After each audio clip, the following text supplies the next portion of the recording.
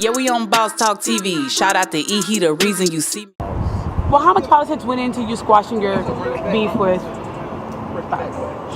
It wasn't too much. It was just me, Savage, and him. That's it? And we worked it out. No way. Little dude 6ix9ine was on a podcast with Vlad, and he basically said he don't buy it. There's too much like. Who there? Exactly. But the Tekashi 69, right?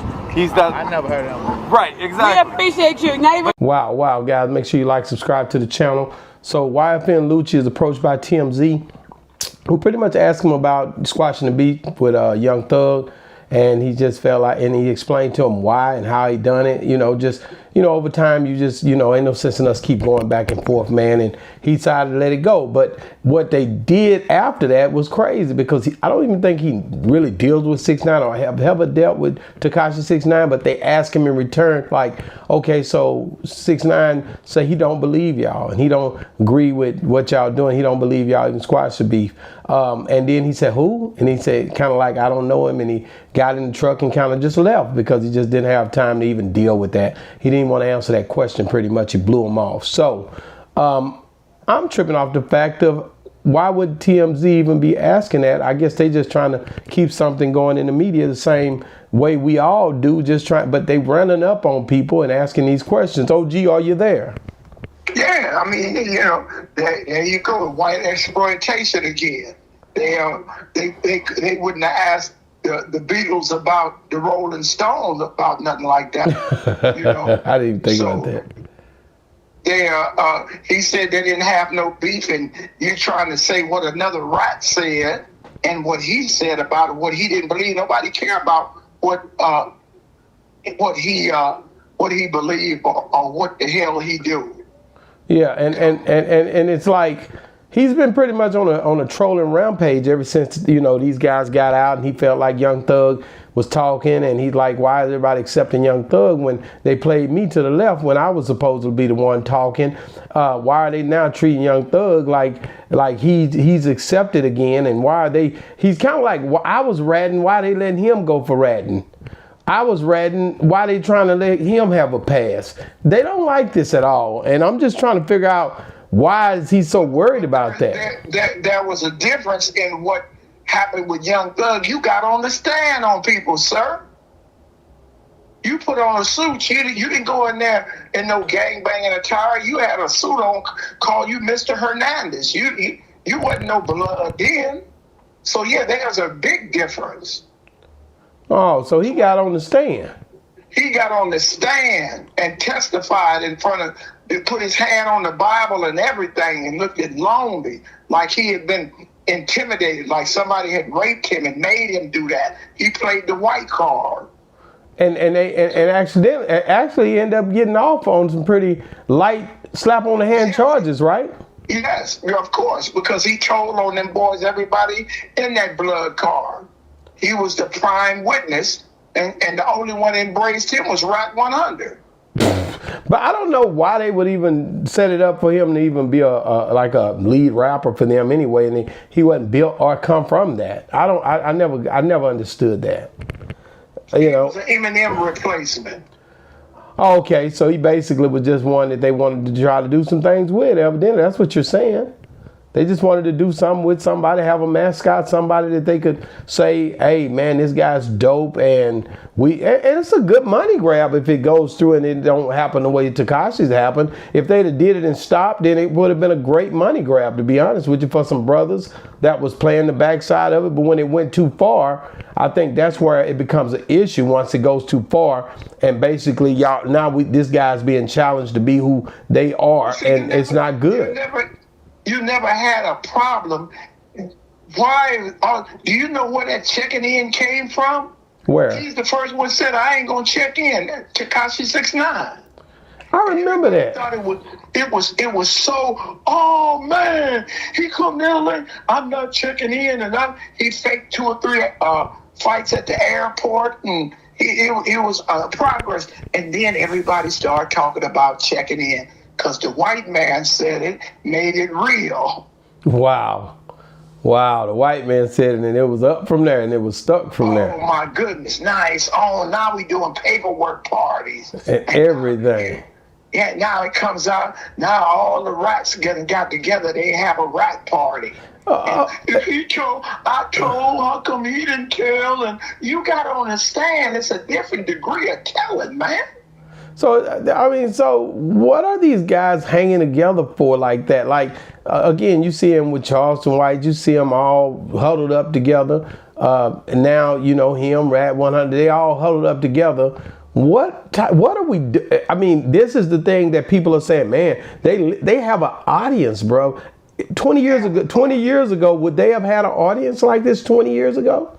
No, not at all. Not at all. But after COVID and people became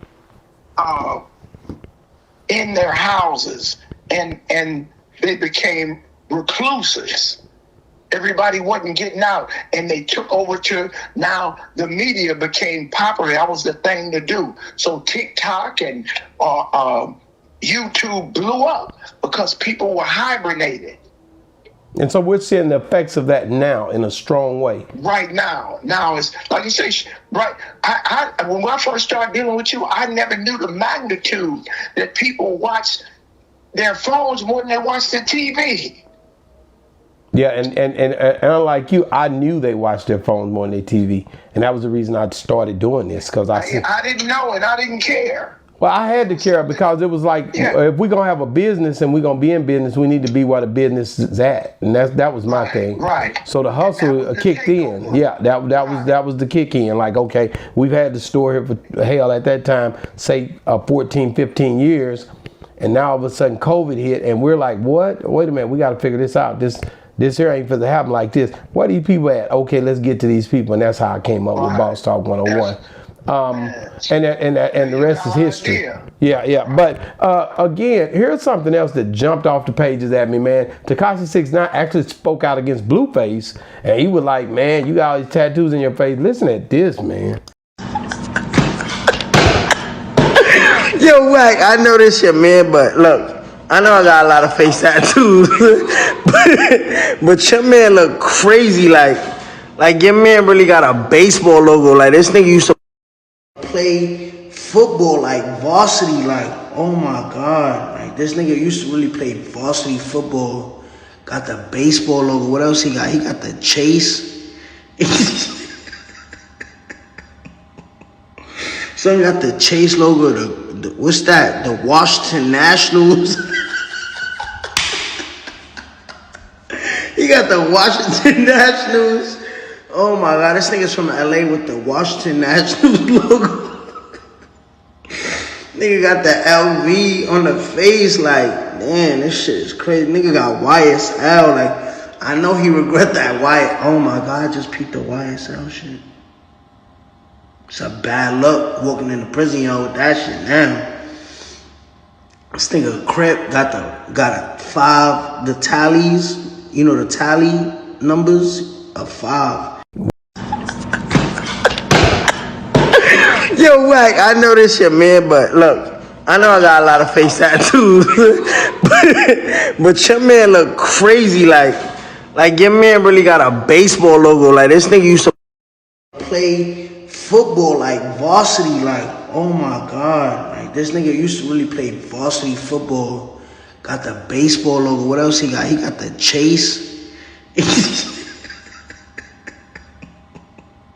So he got the Chase logo, what's that? The Washington Nationals. He got the Washington Nationals. Oh my God, this nigga's from LA with the Washington Nationals logo. Nigga got the LV on the face, like, man, this shit is crazy. Nigga got YSL, like, I know he regret that oh my God, I just peeped the YSL shit. It's a bad luck walking in the prison yard with that shit now. This nigga Crip got the tallies, you know, the tally numbers of 5. San Antonio. I had to know, because, you know, it's like, I ask people every time I see it, I ask her, what was you thinking? Did you ever think about getting a job? Like, who would want to hire you with all that inscription on your face? So would you say this is like a whole nother level of mental illness when somebody just tat their face up? Another level. That's a suicidal level. OG, but that's something that the Hispanic culture, the Mexicanos been doing forever though. That's it, and they've been picking grapes forever. Most of the Cholo Mexicans that you see with tattoos all over their face, just like me, ain't gonna never do nothing in their life. What you mean? Just like you, OG, you've done a lot of things, but I'm just saying these. Wait a minute. Can we just keep it like that? Well, just like you, I don't like when you do that because I'm not gonna. Because I don't try to put things like I'm better than somebody else. I got tattoos in my heart. I done some grimy stuff, not grimy. Well, is grimy a word you should be using? I think that grimy, you shouldn't even be using that word. But at any rate, I think, like I said, when I look at, I'm gonna be honest with you, and here's my honest, my honest perception of what I see in Blueface is I see a man that came home. If I'm looking at it correctly, he came home, he tried to get with his kids. He did get with his kids, all of his kids. He brought them in the house together. He even hung out with Krishan for a second. Now he went out, and parted with another young lady, and Krishan's all over the internet crying, saying he need to be locked back up. But at the end of the day, I can promise you, from what I'm seeing, he's doing 1,000 push-ups a day. He's doing everything that people, when they first come home, do. And he's just trying to basically show some of the places where he kind of missed out, like with his kids. I can see him trying to figure it out, and and I think he's had time to think. If he was doing them 1,000 push-ups a day like that, most people don't do 1,000 push-ups a day or 1,500 sit-ups a day like I used to do, and then not be done. Put something in your mind clicks when you're working out, and you could attest to that, OG. Just when you locked up and you working out on a daily, that's discipline, right? Yes, sir. So that's a form of discipline. So as him coming out looking stronger, working out daily like that, even though he got the tattoo in the face and it is a little bit more, he had tattoos in the face before he left, he just did so many more. But just the fact of him looking like he's looking, healthy, working out, still coming home working out with his dad the other day, doing 1,000 push-ups a day, still right now, says something for me. It says that he's trying to figure it out.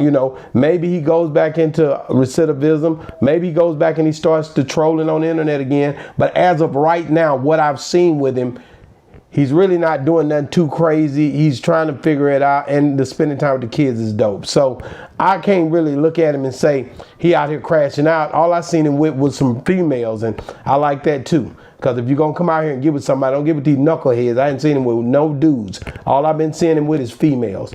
And, he doing his thing. And not the same female. He chilling. The cameras come on. He with his kids or he with them females.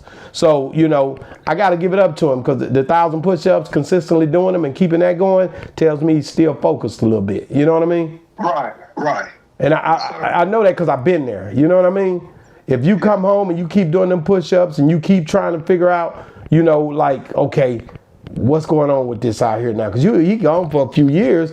It ain't changed much, but it did change some. A few years, OG. So that's the whole game when you look at this. But when I look at Tekashi 6ix9ine, should he be trolling this guy like that? I don't think so. I think he got a lot of room to talk. He's a big rat, according to everybody, according to the courtrooms, according to everything. For him to be trolling this guy, I think it's on a whole nother level of, I'm just trying to keep some attention on me. But guys, y'all got to get in the comments. Let me know what y'all think about this. Do y'all feel like Tekashi 6ix9ine is trolling Blueface, and does he have a right? And second about he ain't got no right. He's a rat. and was he's registered rat. Is he wrong for speaking on YFN LUCCI? Huh? What'd you say, OG? He's a rat in 5 states. He have no right to say nothing about nobody. With nobody? A dress. What? He need to put on a dress. Oh, gee, man. Hey, guys, and that guy, that rapper that was comparable to Kendrick Lamar that got arrested yesterday, this guy, Rod Wave, if you're still watching, you should. If you should be able to see his video right here, OG. argued me down about it, about who he is, and he didn't know him. So get in the comments. Let me know what you guys think, and make sure you download, like, and subscribe to Boss Talk 101. This is Boss Talk 101 Reviews. Yeah, we on Boss Talk TV. Shout out to E. He the reason you see me.